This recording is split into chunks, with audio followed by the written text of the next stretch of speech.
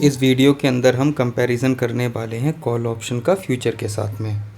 Generally market जब ऊपर की तरफ जाता है, अप ट्रेंड में जब मार्केट होता है, तो हमारे पास दो पॉसिबिलिटी होती हैं। पहला, हम कॉल ऑप्शन बाय कर लें, दूसरा हम पुट शॉर्ट कर दें। तीसरा जो ऑप्शन है जो मेन इन दोनों लीग सेट कर है वो है फ्यूचर। अब मैंने दो ऑप्शन क्यों बोला, क्योंकि कॉल और पुट ऑप्शन कैटेगरी के अंदर आते हैं और फ्यूचर वो एक अलग कैटेगरी है। तो अभी हम पुट को शॉर्ट करने की बात नहीं करेंगे क्योंकि वो तो सेलिंग में चला गया ना भाई। मार्केट अगर ऊपर जा रहा है तो या तो मैं कॉल बाय करूँगा या फिर मैं पुट सेल करूँगा। पुट को सेल करना पुट शॉर्ट करना कहलाता है। या फिर मैं फ्यूचर बाय करूँगा। तो अभी हम बाइंग के ऊपर बात कर रहे हैं। तो बेसिकली क्या होता है, जैसे आज के मार्केट में हम देखते हैं, ठीक है, आज के मार्केट में किसी भी एक लो को हम कंसीडर कर लेते हैं। जैसे ये 11:50 के आसपास, ठीक है, 11:50 के आसपास में मार्केट जो है वो 51,150 पर है और ऑलमोस्ट यहाँ से यहाँ तक का जो हाई है वो 350 तक लगाया है। तो यहाँ से मार्केट 51,150 से उठकर मार्केट कितना गया, 51,350 तक। तो तकरीबन मार्केट के अंदर कितने का मूव आया है, 200 पॉइंट का मूव आया है। अब आप मुझे ये बताओ कि अगर मैं कोई भी कॉल ऑप्शन बाय करता, जैसे अगर मैं OTM में बाय करता 51,500 का, तो इस 51,500 का जो प्रीमियम है वो कितना था, 225 के आसपास था और ये कितना गया, 307। तो कितने पॉइंट बढ़ा, लगभग 82 पॉइंट बढ़ा ना, 82 पॉइंट। इसका मतलब जब मार्केट इंडेक्स जो है वो 200 पॉइंट का मूव दे रहा है, जब इंडेक्स 200 पॉइंट का मूव दे रहा है, तब आपका कॉल ऑप्शन कितना बढ़ रहा है, कंपैरेटिवली 80% बढ़ रहा है। 80 पॉइंट बढ़ रहा है कितने पर, 200 पॉइंट के मूवमेंट है। मतलब आपको सिर्फ 0.4% का ग्रोथ मिल रहा है। 0.4 का मतलब यहाँ 40% से होगा, ठीक है, क्योंकि 1 को हम कंसीडर करेंगे 100%, 0 का 0% और 0.4 का मतलब 40% होता है, ठीक है। तो इंडेक्स 200 पॉइंट मूव करेगा तो आपको कितने मिले, 82 पॉइंट या 80 पॉइंट मिले। इंडेक्स 100 पॉइंट मूव कर रहा है तो आपको 40 पॉइंट मिल रहे हैं। ये चीज़ हो गई। अब दूसरी चीज़, अगर यहाँ पर अगर हमने फ्यूचर बाय करा होता, जैसे कि हम लो से देखते हैं बैंक निफ्टी का करंट मंथ का फ्यूचर, एक तो जल्दी से डिके नहीं होते हैं या लोअर एंड नहीं बनाते हैं। तो फ्यूचर तकरीबन कितने पता, 475 पर था और फ्यूचर में आपको कितना मिल रहा है, 650। करीब करीब अगर आप देखोगे तो 250 पॉइंट आपको मिल गए। ऑलमोस्ट ये मान के चलो कि अगर इंडेक्स 200 पॉइंट मूव कर गया तो फ्यूचर आपको किसी कभी कभी केसेस में 180 पॉइंट तक दे देगा। कुछ केसेस में 200 पॉइंट से हल्का सा रत्ती पर ज़्यादा भी देता है, वो एक्सेप्शनल केसेस होते हैं। कई बार फ्यूचर की जो वैल्यू होती है वो इंडेक्स की वैल्यू से कम चल रही होती है। ये चीज़ ही मैं कभी दिखाऊंगा और ऐसा कब होता है वो आने वाली वीडियोस में मैं आपको क्लियर करूँगा टाइम आने पर। तो अब आप खुद सोच कर देखो, आपने कॉल ऑप्शन बाय करा है, अब कॉल ऑप्शन बाय करने पर आपको कितना मिल रहा है, सिर्फ 80 पॉइंट मिल रहे हैं और फ्यूचर बाय करने पे आपको ऑलमोस्ट 200 पॉइंट मिल रहे हैं, 180 पॉइंट आपको मिल गए, ठीक है। तो आपका बेनिफिट किस में है, आपका बेनिफिट फ्यूचर बाय करने में है, ठीक है। सेकंड चीज़ आपको क्या समझना है, अब लोगों के दिमाग में आ रही है, अच्छा सर मतलब फ्यूचर बाय करेंगे तो उसमें तो 1,00,000 लगता है, इससे बढ़िया तो कॉल ऑप्शन है, मैं 3 कॉल ऑप्शन बाय कर लूँगा। ठीक है भाई, आप 3 कॉल ऑप्शन बाय कर लेना, मगर एक चीज़ और सीख लो। जैसे कि आज मार्केट है, मार्केट ऑलमोस्ट साइडवेज रही है। मैं इसी तरीके की एक दिन के मार्केट का इंतज़ार कर रहा था जिस दिन मार्केट 0.1% से कम पर क्लोज हो जाए और मार्केट कहाँ बंद हुई है, 0.02। मतलब मेरे को जो समझाना था उसके लिए आज परफेक्ट मार्केट है। हम जरा एक कॉल ऑप्शन उठाते हैं OTM में, बहुत OTM में नहीं उठाएंगे, अच्छी वैल्यू वाला उठाएंगे, 200-250 का। इस कॉल ऑप्शन को ही दोबारा देखते हैं। 51,500 का जो कॉल ऑप्शन है ये कितने का है, 200 रुपये का, और इसकी क्लोजिंग कहाँ पर हो रही है, 214 रुपये पे। ऑलमोस्ट ये पूरा रहा। अब यहाँ पर देखो, अगर हम फ्यूचर में बात करें तो फ्यूचर में कितना है, फ्यूचर की ओपनिंग कहाँ है, 358 पर, उसकी क्लोजिंग कहाँ हुई है, यहाँ पर कितने पर, 500 रुपये पे। ऑलमोस्ट 140 पॉइंट ऊपर है ना। अब बहुतों के समझ में नहीं आएगा, मैं बताता हूँ। देखो क्या हुआ था, मार्केट जो था वो गैप डाउन खुला था, ठीक है, मार्केट गैप डाउन खुला था। ऑलमोस्ट कितना खुला था मार्केट गैप डाउन, मार्केट 51,168 दिखा रहा है यहाँ पर, मतलब प्रीवियस क्लोज कितना था मार्केट का, 143 था। और 68 मार्केट के 70-80 पॉइंट करीब मार्केट नीचे खुला था, ठीक है। 70-80 पॉइंट मार्केट ऊपर होकर उससे भी 8-9 पॉइंट ऊपर, मतलब 80-90 पॉइंट मार्केट ऊपर क्लोज हुआ है, ठीक है। अब मार्केट के ऊपर क्लोज होने पर क्या हुआ है कि जो कॉल ऑप्शन है उसके प्रीमियम में आपको कुछ मिला, आपको ठेंगा मिला, आपको एक रत्ती का बेनिफिट नहीं मिला। क्यों? क्योंकि यहाँ पर ये प्राइस कितना दिखा रहा है, 203, और करंट में प्राइस कितना चल रहा है, 213। अब आपके जो दिमाग में आ रहा था जिन लोगों के मन में कि फ्यूचर ना बाय करके अगर मैं 2-2.5 कॉल ऑप्शन अगर मैं उठा लूँगा तब भी तो मेरा उतना बराबर ही प्रॉफिट हो जाएगा और मेरा काम 15-20 हज़ार रुपये में चल जाएगा। नहीं चलेगा सर, डिके का रेट भी तो देख लो।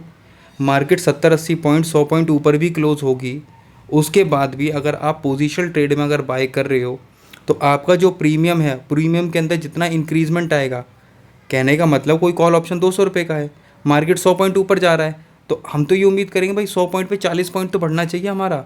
100 पॉइंट मार्केट जा रहा है तो 40 पॉइंट तो बढ़ना चाहिए भाई। 20 पॉइंट तो आपका टिके खा जाएगा, 20 का 25 पॉइंट 30 पॉइंट तो टिके खा जाएगा। क्लोजिंग कहाँ पर होगी, 210 पॉइंट पे क्लोज होगा। आपको क्या मिला? कुछ नहीं मिला। बट इन केस अगर आपने फ्यूचर बाय करा होता, ठीक है, मॉर्निंग में इसी लेवल पर फ्यूचर कितने का था, 360 रुपये के आसपास था, मतलब 51,360 पर क्लोज कहाँ पर हुआ, 51,500 पे। सिंगल फ्यूचर 140 पॉइंट ऊपर है। अब बताओ एक सिंगल कॉल ऑप्शन कितने पॉइंट ऊपर है, 10 पॉइंट ऊपर है। फ्यूचर कितना अकेला ऊपर है, 140 ऊपर है, मतलब कॉल के कंपैरेटिवली 14 गुना ऊपर है, 140 पॉइंट। अब देख लो, अब पूरे दिन मार्केट रोटेशन पे रहा, ठीक है। एक चीज़ और देख लेते हैं, जब मार्केट पंप होती है फिर डंप होती है फिर पंप होती है, इस स्टेज को समझो। यहाँ पर इस लेवल से 11:50 के बाद ये पंप हुई ऊपर, फिर एक डंप आया, फिर दोबारा पंप हुई। अब नोटिस करो कहाँ से पंप होना स्टार्ट हुई थी, 11:50 पे। इस लेवल पे मार्केट थी, मार्केट क्लोज कहाँ हो रही है, सेम उसी लेवल पे क्लोज हो रही है, सेम उसी लेवल पे है ना, कोई फ़र्क तो नहीं है। यहाँ पर लेवल चेक कर लो, 480 के आसपास है। यहाँ पर मार्केट कितने का है, ऑलमोस्ट 470, 480, 490 के आसपास मार्केट है। फ्यूचर में देखते हैं ज़रा, फ्यूचर कितना था यहाँ पर, 772, 51,772। यहाँ पर फ्यूचर कितना है, बल्कि उससे 10-20 पॉइंट ऊपर ही है। सेम स्ट्राइक पे कॉल ऑप्शन चेक कर लो आप, कॉल ऑप्शनों की क्या हालत होती है। कॉल ऑप्शन कितने का था यहाँ पर, 225 का। मार्केट एंड के टाइम पर कितना है, 210, 212, 215 रुपये का है ना। क्या हुआ, सेम उसी लेवल पर फ्यूचर आपको 10-20, क्योंकि हल्का सा उस लेवल से 10-20 पॉइंट ऊपर ही है मार्केट। अगर आप दोबारा देखोगे ना, हल्का सा ऊपर है, कि वहाँ पर शायद मेरा 370-80 के आसपास था और मार्केट क्लोजिंग में हल्का सा ऊपर था। तो फ्यूचर में तो वो उसी कोरिलेशन के साथ वैल्यू उतनी की उतनी रही, बल्कि 10-20 पॉइंट, जैसे इंडेक्स ऊपर रहा है थोड़ा सा हल्का सा, तो 10-20 पॉइंट ऊपर है। और कॉल ऑप्शन के साथ क्या हुआ, यहाँ पर कॉल ऑप्शन कितना है, 225, और यहाँ पर कॉल ऑप्शन कितना है, 212, 213 है। अब आप लोगों को एक बार को ये लगेगा, अरे सर क्या फ़र्क पड़ता है, 10 पॉइंट ही तो नीचे है। भाई वो 10 पॉइंट नीचे नहीं है, अगर 10 पॉइंट जो 11 पॉइंट जो है ना, अगर आप उसको 210, 220 पर कैलकुलेट करोगे तो 5% है वो। एक बार इमेजिन करके देखो, अगर आपने 1 लाख रुपए से ट्रेड कर रहे हो, हम लोग करते हैं ना, पर्सनली ट्रेड करते हैं हम लोग, 5-5 लाख रुपए की बाइंग करते हैं, हमें पता है ना 5% की वैल्यू क्या होती है। भाई 5 लाख रुपए का 5% निकालोगे तो 25,000 रुपये होता है। और कितनी से देर में, 11:50 से लेके मार्केट के क्लोजिंग टाइम में आपका इंडेक्स, आपकी वैल्यू 5% डाउन हो गई। अब 10% का अगर आप इन द मनी में स्टॉप लॉस लगा के बैठे हो तो आपका 5% तो डिके हो ही गया, 5% बचा है, वो तो हिट हो ही जाएगा। एक भी आपके अगेंस्ट हल्का सा मूव आया तो आप सोच कर देखो ना, छोटी छोटी वैल्यू पे 5% डिके जा रहा है, क्या बस टाइम का डिके है। अब ये वैल्यू नहीं घटी है, उस ऑप्शन की वैल्यू नहीं घटी, हाँ थोड़ा बहुत तो घटेगा, पीपीसी कर्व क्या लॉन्ग चलता है वो कि जैसे ही कर्व होता है। टाइम वैल्यू, टाइम पास आता जा रहा है, धीरे धीरे दिन बीतते जाएंगे, एक्सपायरी की ओर जितना क्लोज जाएगा टाइम वैल्यू रिड्यूस होती जाएगी, ऑप्शन की वैल्यू गलना शुरू हो जाती है। मगर ऑप्शन के अंदर होता है ना ऐसा, क्योंकि उनको वीकली एक्सपायर होना है, जो स्पॉट प्राइस होगा उसके साथ उनको एडजस्ट होना है। मगर फ्यूचर को कब एडजस्ट होना है, 1 महीने बाद। रोज़ का डिके कितना है, 10, 12, 13 पॉइंट का, कुछ डेज में तो और भी कम होता है। विक्स बढ़ गया मान लो, डिके ही नहीं होगा। विक्स एकदम से तेज़ी से गिर गया, कोई बात नहीं, हम कौन सा पूरे टाइम ही कैरी करके चलते हैं, ठीक है। तो ये सब चीज़ें हैं, तो अब समझ में आया कि ऑप्शन बाइंग और फ्यूचर के अंदर क्या डिफरेंस है। कि हमें ये ध्यान रखना है कि ऑप्शन बाइंग में रेट ऑफ डिके बहुत ज़्यादा होता है, और फ्यूचर के अंदर रेट ऑफ डिके बहुत नॉमिनल होता है, ठीक है। मार्केट, सेकंड चीज़ हमने क्या सीखी, किसी भी एक पॉइंट से मार्केट पंप डंप करती है, मतलब अप ट्रेंड में गई, डाउन ट्रेंड में गई, अप गई, दोबारा मार्केट उसी लीनियर पोजीशन पे आ जाएगी, उसी पॉइंट पर दोबारा से अगर आ जाएगी तो उसी सेम पॉइंट पे ऑप्शन की वैल्यू पहले से कम होगी, मगर फ्यूचर की वैल्यू कैसी होगी, ऑलमोस्ट सेम होगी। 99% केसेस में वो बिल्कुल आपको इक्वल मिलेगी। 51,500 से क्रैश करा, दोबारा मार्केट घूम के 51,500 पा गया, फ्यूचर ऑलमोस्ट 99-98% सेम उसी वैल्यू का दोबारा पहुंच जाएगा, ऑप्शन नहीं पहुंचेगा। ठीक है।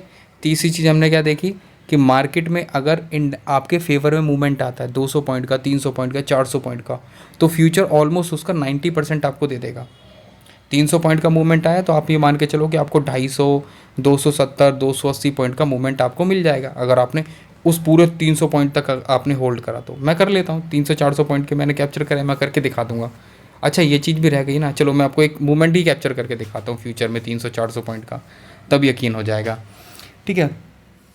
तो आपने 300 पॉइंट का मूवमेंट है, अगर आपने उसको कैप्चर कर लिया तो फ्यूचर आपको 270, 260, 280 पॉइंट आपको पूरे दे देगा, मतलब आपके मज़े मज़े।